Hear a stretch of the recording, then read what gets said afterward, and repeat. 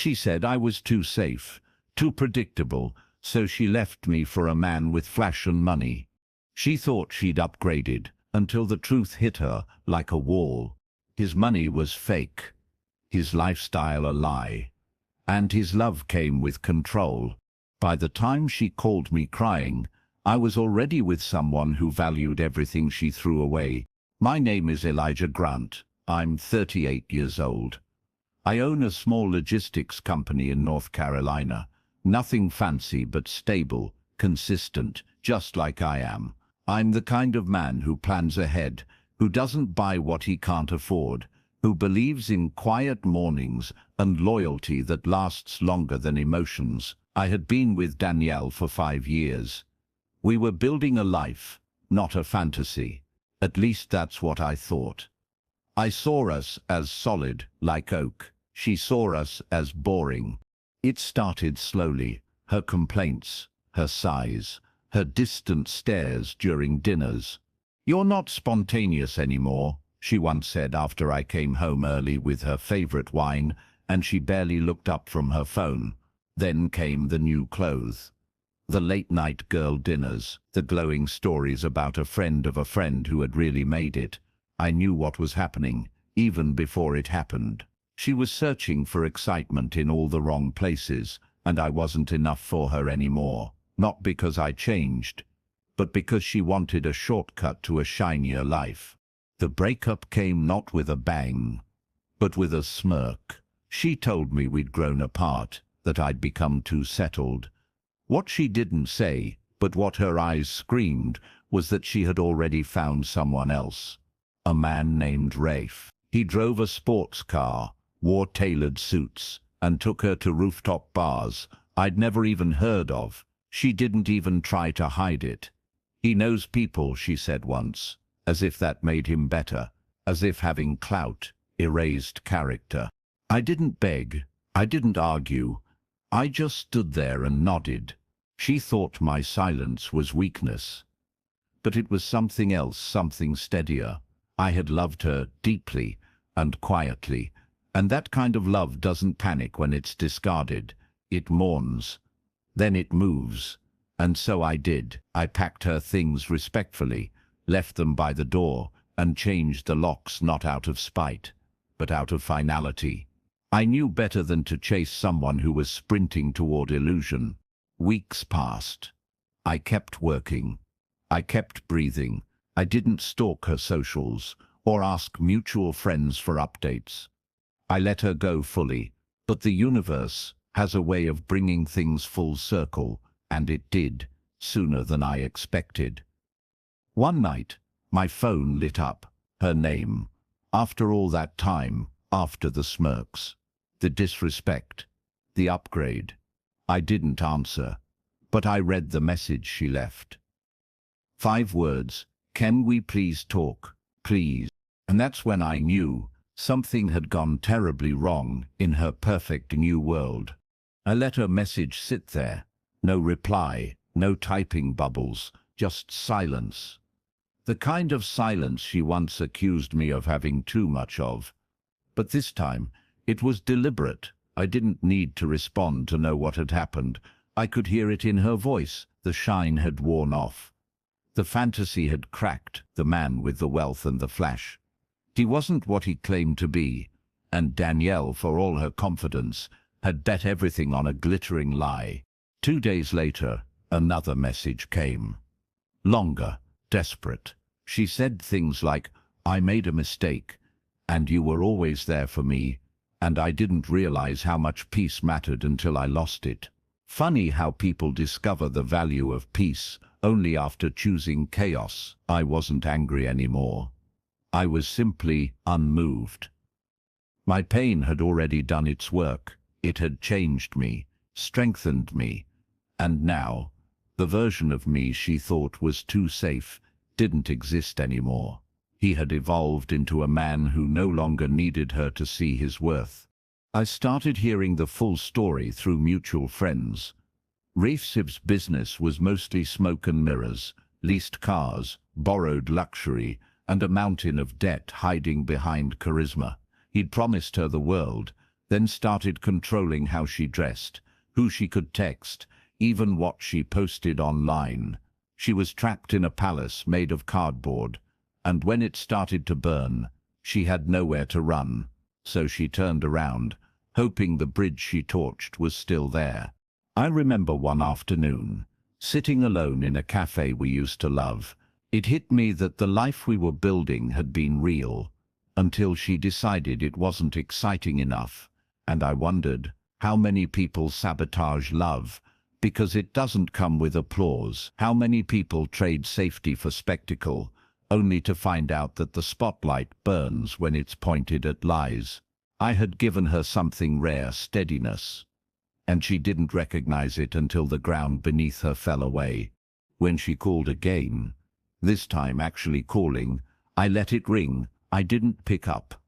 Not because I wanted to hurt her, but because I had healed enough to know that some doors should stay closed. She made a choice.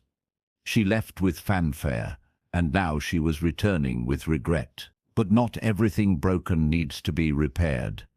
Some things just need to be remembered as a lesson. She sent one more message that night. I miss who I was with you. I miss how I felt safe. And that's when I realized it wasn't just me she lost. It was the version of herself that only existed in the light I gave her. I didn't reply to her message. I just sat with it. Let it breathe.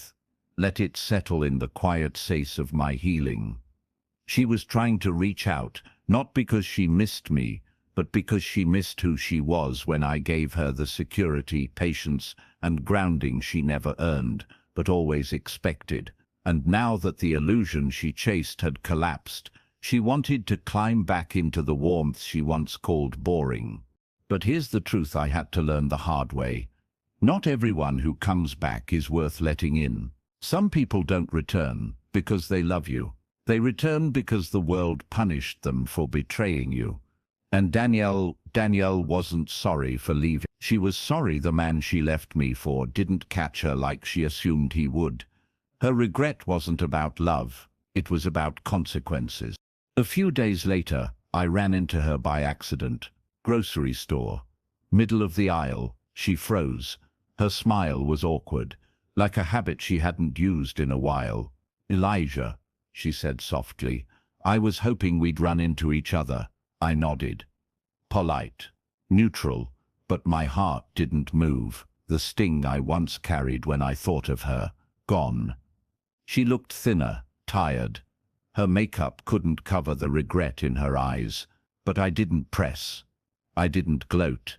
I just let the silence say what my lips wouldn't. She tried to explain herself, said she'd been naive, swept up, pressured, that Rafe wasn't who she thought he was, that he kept her isolated, made her feel small. I believed her, not because she deserved it, but because the story fit. That's how men like him operate. Flash first, control second. She traded a quiet man who built a home with her for a loud man who locked her inside one. There was nothing left to say after that. She asked if we could meet sometime. Not to get back together, she said, just to talk. I smiled gently and shook my head. Danielle, I hope you're okay. I really do. But I'm not the man who can help you anymore.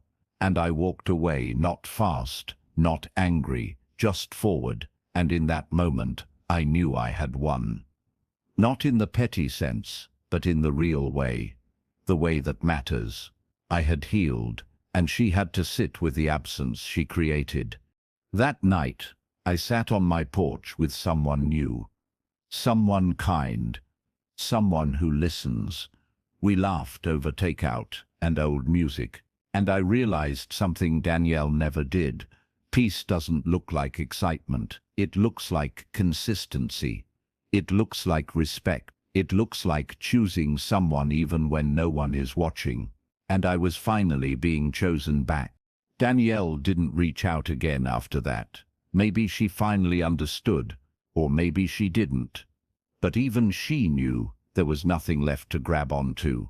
I had removed the emotional safety net she always assumed would be there. And once someone learns that your silence is stronger than your reaction, they stop testing the weight of your patience.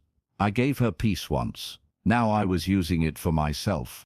The woman I'm with now, her name is Tessa. We met through mutual friends at a charity event, months after the breakup. She didn't ask about my past. She didn't need drama to feel close. From the start, there was a calm between us. Something simple and steady that felt like home. And the difference was clear. She didn't measure love by luxury. She measured it by presence, by honesty, by how freely we could be ourselves in the quiet moments that used to feel like work with Danielle. I think sometimes about what Danielle really wanted. Not just money, but to be admired, to be envied. She craved a life that sparkled. But when the lights go out, the real stuff is what's still there. And when her illusion collapsed, there was no one left beside her, no applause, no luxury, just silence. Meanwhile, I had built something real with no fanfare, no borrowed image, and that's why I didn't fall when she walked away. I never posted about it, never told our story online. People around town pieced it together. Some asked me quietly, "Is it true she left you for that guy?" I would just smile and say, "She left for something shiny." I stayed with something solid. I wasn't interested in winning the breakup. I was interested in winning me back, the version of myself I had buried under compromise and silence. One day, I got a letter. No return address, but the handwriting was familiar. It was from her. The last line read, "You treated me like I was enough even when I wasn't. I see that now." And that was it. No plea, no phone number. Just one final truth wrapped in delayed clarity. I didn't respond. I didn't even feel tempted to. That letter wasn't a bridge. It was a gravestone, a burial of something that could have been, but never truly was. And as I stood over the fire pit that night, watching that letter curl into ash, I felt lighter than I had in years. Not because I got revenge, not because I proved anything, but because I knew she would spend a lifetime chasing what I gave her for free and threw away. It's strange how someone can live in your mind for years, and then one day they just don't anymore. That's what healing is. Not forgetting, not pretending it didn't hurt, but waking up and realizing you're no longer carrying a weight that was never yours to begin with. That's how Danielle faded. Not with anger or resentment, but with clarity. Her name became a chapter I'd already turned, not a wound I kept reopening. Tessa and I kept growing together. We took things slow, built trust like it was a home brick by brick, no shortcuts.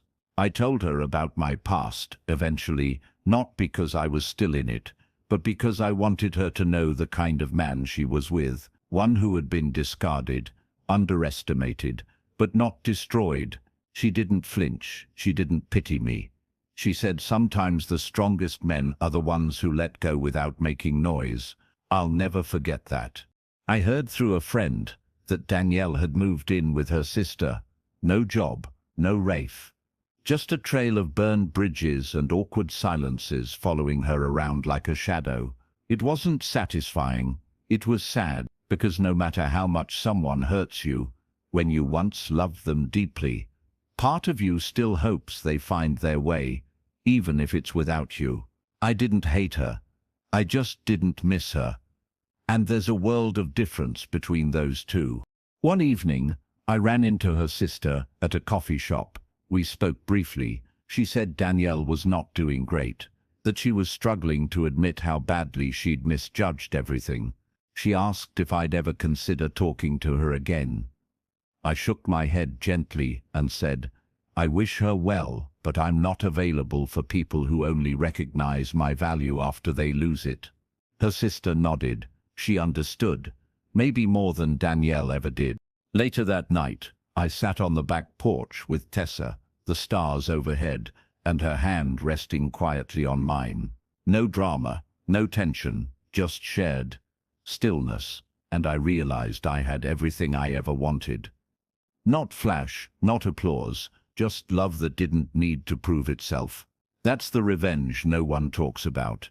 The kind where you rebuild quietly, beautifully, while they live with the echo of your absence. And that's what Danielle will carry. Not my words, not my anger, but the silence of a man who gave her everything real and walked away without needing to be seen. Healing didn't come all at once. It came in quiet layers, like remembering how to enjoy my own company again.